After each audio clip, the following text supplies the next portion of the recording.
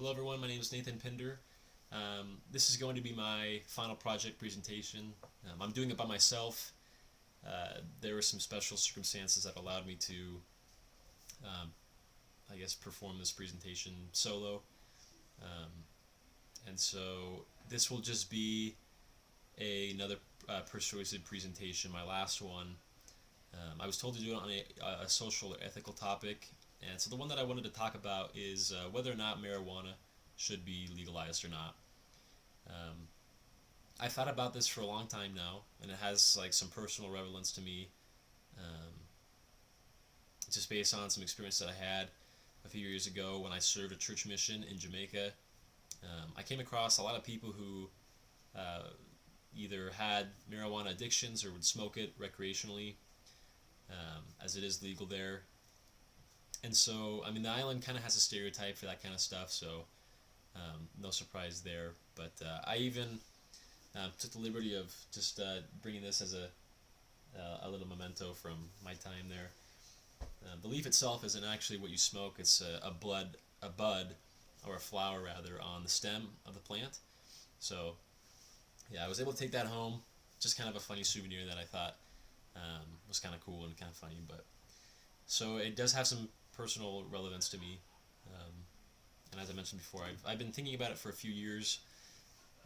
And I do have opinions on whether or not it should be legalized, but I don't really want to dive into that during this presentation. Rather, I would rather persuade you to take into consideration what I have to offer you as far as, data and research goes, and then I would just persuade you to do your own research. But we'll talk about that at the end of this as well. Um, but yes, I do want to talk about marijuana, and I have several reasons or arguments rather about um, why it should be legalized or not, which we'll go into. But as of right now, in 2019, I have just a map of the U.S. It just lists the states that legalize both medical and recreational marijuana, and then it also lists the states that have only legalized medical marijuana, and then of course the states that have not legalized either. So I'll show you that. It will be backwards, but this is what I'm using. And so this map has yes, it has some interesting data that I didn't know before. A lot of the West Coast has completely legalized both. Idaho has not legalized either as of right now, and Utah has only legalized medical marijuana, which I didn't know as well, but that is relevant information. So as right now, there are 11 legal recreational marijuana states, and then there are 33 legal medical marijuana states. Yeah, so 11 that have legalized both medical and recreational, and then 33 that have legalized medical. So that's definitely some relevant information that I hope will help either persuade you to make an opinion on the subject if you haven't already. But it is definitely a big social issue. A lot of people are talking about it. A lot of people want it legalized. A lot of people think that it should not be messed with, that there is nothing to gain from it. But the first reason, or argument rather, that I want to talk about is that marijuana is considered a strong drug in these days. Now, back in the days, marijuana, it was potent, but it was not nearly as potent as it is now.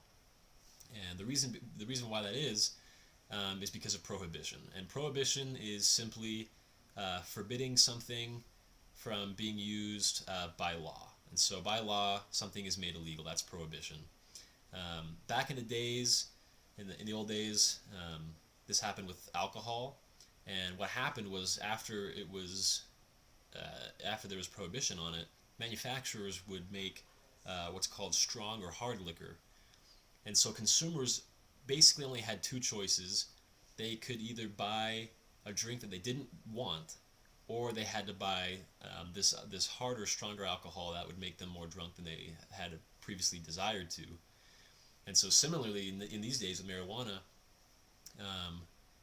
we've actually seen an interesting statistic, which is that in areas where marijuana has been made legal, it's actually decreased the amount of people who actually smoke it, which I found really interesting. So in places where it is illegal, has some interesting phenomenon where uh, people seem to use it more in those areas, um, and for whatever reason, why, which we still don't know, that's the case.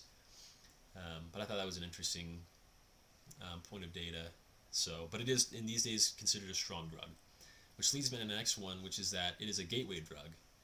Um, and the reason I wanted to bring up this point is because a lot of people who take marijuana, about 45%, from one statistic stated that 45% of people said that they had at some point during uh, partaking of marijuana had taken a stronger or harder drug during that time, whatever it is. And those drugs um, definitely have more physical problems that will come in the future and can definitely be more addictive. And so marijuana is definitely a gateway drug. Despite cigarettes being what I would consider, and a lot of other people to consider, the biggest problem for a gateway drug, the biggest issue, or rather the biggest gateway drug, marijuana is still considered a gateway drug. My last reason and point um, is that it's both unhealthy and it's addictive, as we talked about. Um, and while marijuana is primarily a psychological drug, there are some physical problems, namely that your gums and your mouth will rot over time. That's pretty much the biggest physical issue. Just, I mean, I guess um, the biggest problem, other than that, would be that it affects the chemistry in your brain.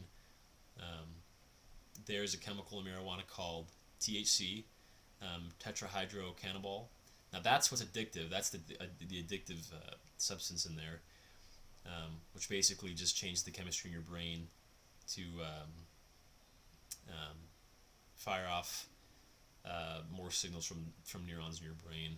And while I'm not a chemist and don't completely understand what's going on, I do know that it does mess with the regular function of the brain, with those pleasure receptors.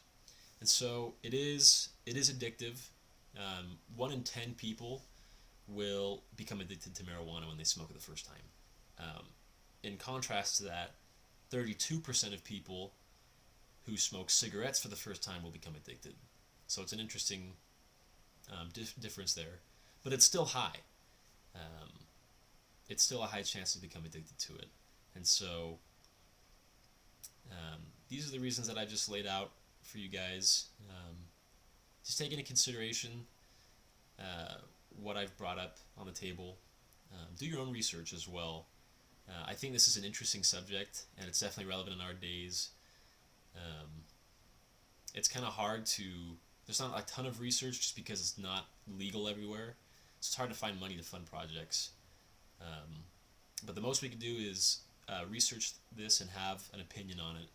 And I really think that it'll help in the long run get us to where we need to go, whether we need to use it or not. I personally think that there are some, I guess, substances or chemicals within marijuana that could help us, as long as there's no addictive part to it. But that's up to um, judicial courts to come up with, as far as the decision on legalization goes. But yeah, do your own research, and I think you'll really be surprised about what you find. I definitely found out some new things, and I'm glad that I already had somewhat of a background, though I've never smoked it before. I do know a lot of people who have, and I've seen firsthand what it looks like. So, and it's not really something that I want to deal with, or any drug other than that as well. So, thanks for watching, guys. And this is my final presentation. Thank you for watching.